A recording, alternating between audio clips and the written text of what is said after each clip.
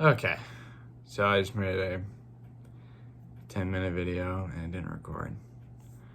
So I guess it's lesson one in this little game to make sure your freaking audio works first. Anyway, cool. Hey, my name's Taylor Garriga. I am a 22-year-old Air Force separatee. I'm not a veteran because I didn't do anything important. And I'm also going to be in the Guard, so I just don't know if it would count anyway. But, yeah.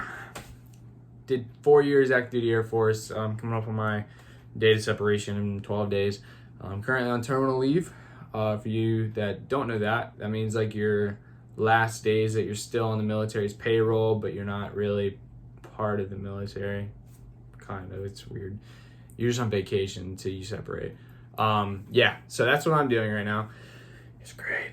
But I am making a YouTube channel because I want to be able to help the other homies that are trying to get out of the military and don't really know what they want to do, or better yet, help them understand the transition and that it's not that bad. At least for me, it hasn't been.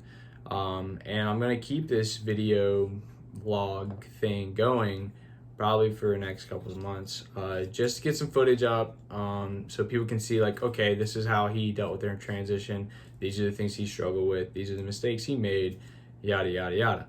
And that's what I'm here for. That's the whole purpose of this. So I guess that's my target audience, but I like to do other things too. So hopefully other people can see that and enjoy it. But to get straight to the point, or like to get back on track, 22 years old, coming up on my final days in the Air Force of the past 4 years that I did my time. I joined right out of high school at 18 years old. Went to basic training, tech school. I did tech school in Texas for a while, and then hopped over to Hawaii because that's where I got assigned. That was my duty station for 3 years. So that was really cool. Had a really good time there. Did not like my job, but I liked the area. I like living out there and surfing and stuff, so that was cool. But I guess the first topic of this channel is going to be for all the dudes that are considering getting out, and kind of want to see what maybe the Air Force Guard could do for them. I'm not here on behalf of the Air Force Guard. I'm not a recruiter. I'm just a dude that's experienced it and want to give a couple tips and tricks, or just tell you how it went for me. You can take what you want. But all right, so it's August right now. I came up with the idea of doing the Guard in March. Prior to that, I was trying to cross-train into a different job, and it didn't work out. So I applied to college during that time, and then came up with the idea to go to the Guard, to be able to stay connected to the military so I could still cross-train into that job and do that job, but be able to get out and go to college and take care of those things too. Because I don't know, in my opinion and what I've seen in life, is having a college degree never hurts to have, and the military pays for it, so I'm gonna get it. So I started doing my Guard, searching in March, and it's August now. And I think that was a really good time frame. My recruiter's still working with my stuff, but AFPC has it and everything is in the final stages of approval. So just kind of give you an idea of how that goes. The first thing you do is just find your in-service recruiter on base, whether it's it's going to be an in-service recruiter. He's going to be on base, or he's going to be around on base. Maybe not yours, but a neighboring one. All you got to do is just look it up or ask a friend. He'll be able to help you.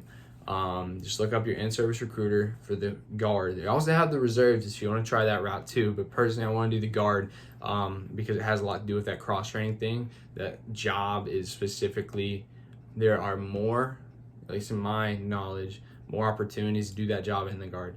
But anyway, so you hit up your in-service recruiter. He is going to ask you, okay, where do you want to go? Like, do you want to stay local? Do you want to go to another state? And then you pick wherever you freaking want to go. For me, I want to go to California. Like I said, I was in Hawaii for 3 years. I learned how to surf there. I love surfing. It's my favorite sport to do. So I was like, I want to go to California. That's where I want to go. Plus, my colleges are out there, so it makes sense.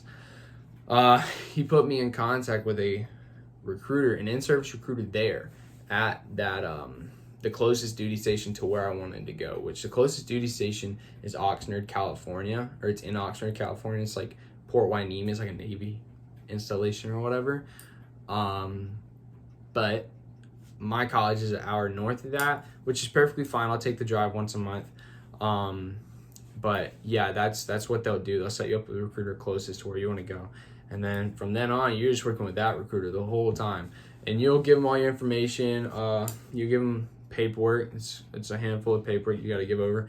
You have to have your medical up to date, so make sure your physical's up to date. I mean, you have to do all that stuff to get out of the military anyway, but it's just, you have to give it to him as well, so he's able to push you through. He's going to reach out to, for me, it was the med group at that installation, so he's going to reach out to that unit there. That unit's going to give you a yes or no on like, okay, yeah, we can take you, or no, we're full. And then you have a couple different options. One, you could cross-train to a different job. I didn't want to cross-train because my job wasn't available at this unit, and they didn't have any other jobs I want to cross-train to. Also, he asked me, because I'm a medic, he asked me if I was a ground medic or an air medic, and that simply means like, are you air-vac qualified? Can you fly? And I can't fly. So he asked me like, do you want to do that? I was like, yeah, that'd be really cool. I don't have anything that keeps me from doing it. I just haven't got it yet because of where I've been. And he was like, cool, if you want to do it, you can do it. You just got to go to the school. And I was like, yeah, can't do that because I'm already going to college in that time. So thanks, but no thanks. And that was perfectly fine. But it's just so you know that there's a lot of opportunities to cross-train or to like do different things in your job with the Guard. And if they don't have it at that duty station, they may have it at another duty station. So you can always reach out to different areas or see if he can talk to different units or maybe pass you over to a different recruiter. So it's super flexible, and that's something that was like really different coming from active duty. Active duty was pretty strict, and you had to know people kind of thing. And you just had to have, it's a lot of the luck of the draw, or you just wait your time and then you can cross train. But here it's different. You can cross train pretty quickly and easily. So that was really cool. But anyway, so he gets the approval from that unit. They say, yeah, we have a spot for him. We'll take him. And then you sign some more papers. He's going to send it up to AFPC, and then AFPC eventually will give you a tentative approval. That means it looks like it'll be fine. There's nothing that should stop it. They still have to do all the paperwork, though. Once they do the paperwork and everything, you're green light, good to go, approved, and then you have to sign the contract through the Guard recruiter, and then you're in the Guard, baby. I'm not sure exactly how long the contracts are. I talked to my recruiter, and I was like, yeah, I don't really want to do it for a long time. I just want to try it out. And I asked him, I was like, is there anything less than 4 years? And he said, usually it's a 3-year. It's a 3-year contract that you have to do in the Guard. I was like, well, it's better than 4, so whatever. But yeah, always ask. Why not? Yeah, so that's everything that I know up until this point. Obviously, life is still moving forward, so things will change, things will progress, and I'll keep you updated and let you know. But yeah, that's pretty much everything I know when it comes down to the Guard aspect. What's next? The transition. Yeah, let's talk about the transition. So I have been on terminal leave. I went on terminal leave the 10th of July, and it is now August 2nd. I'm not gonna do the fast math because I'm not good at math, and my degree's not math either, so we're good, baby. But yeah, I've been on terminal leave for a couple weeks now, and it's fine. For me personally, like I said earlier, I didn't enjoy my job. I enjoyed the people, I enjoyed the place, but I hated my job. So I'm not sweating it. Like, this is cool. I like this. I like hanging out with my family.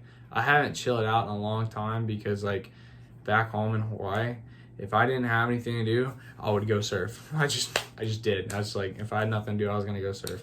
But now I don't have the opportunity to go surf, so I'm able to kind of sit down and do things that I need to do, like make freaking YouTube videos, which I've been wanting to do for a long time. I got a lot of stuff I can talk about that nobody wants to listen to, so one of you people is gonna like it.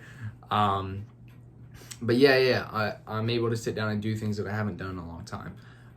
So I'm using this terminal leave to just kind of rest and recuperate and get ready to get back out there and get after it again, out in California. So yeah, terminal leave for me has been great. It's not much of a transition.